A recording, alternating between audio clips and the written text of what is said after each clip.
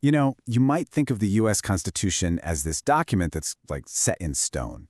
But when it comes to the right to vote, well, its story is all about change and evolution. Today, we're going to dive into how this foundational document was tweaked again and again to expand who gets a real voice in American democracy. It really all boils down to this one single, powerful question. Who gets to decide who votes?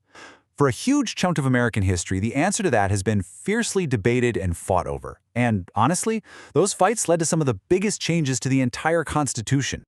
So, the key term for our whole chat today is suffrage. It sounds a little formal, but it's simple. It just means the right to vote in political elections.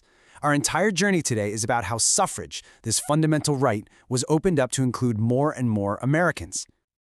Okay, so let's jump into the first major chapter in this fight for the ballot box.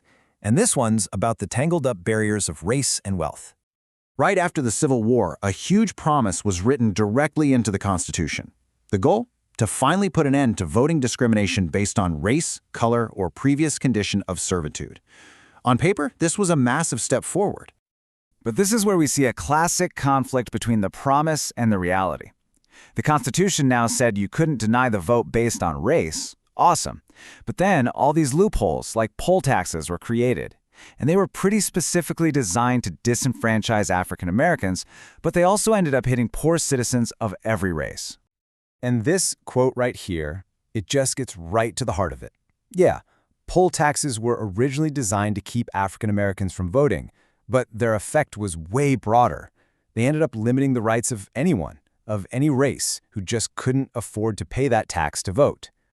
And this just goes to show you that the First Amendment wasn't quite enough. The Constitution had to be amended again to specifically go in and ban those poll taxes in federal elections. It's a perfect example of how the document has to keep adapting to close loopholes and actually deliver on its promises.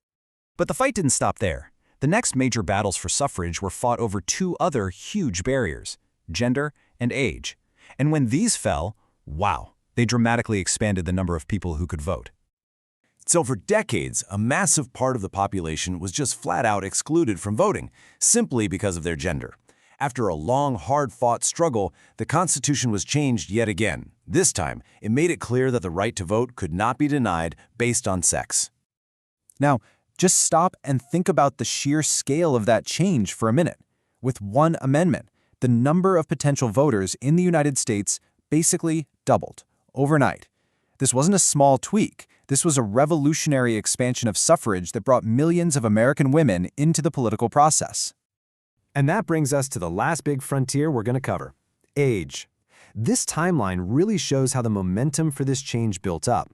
During World War II, and then especially during the Vietnam War, you had young Americans, a lot of them just teenagers, being drafted to go fight. And this created this incredibly powerful argument: old enough to fight, old enough to vote. The pressure just became undeniable, and it led straight to another amendment.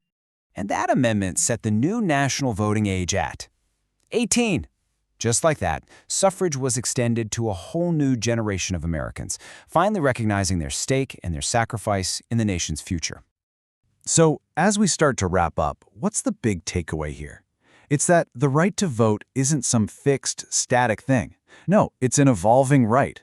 Its whole history in the U.S. is really a journey toward a more and more inclusive electorate. This slide really sums up the whole journey we've been on. You can see the path to the ballot box has been about knocking down these huge constitutional barriers, one by one. First, you have race. Then, tackling economic barriers like poll taxes. After that, extending the vote to women. And finally, lowering the voting age. When you get right down to it, the story of voting rights in America is the story of amending the Constitution. It's really this powerful reminder that a country's most important document can and should evolve to include more people and live up to its own ideals. And that leaves us with one final and, I think, really important question to think about. We've seen how the right to vote has been amended over and over to expand who gets to participate. So what does its future look like? What comes next? That's really a question for all of us.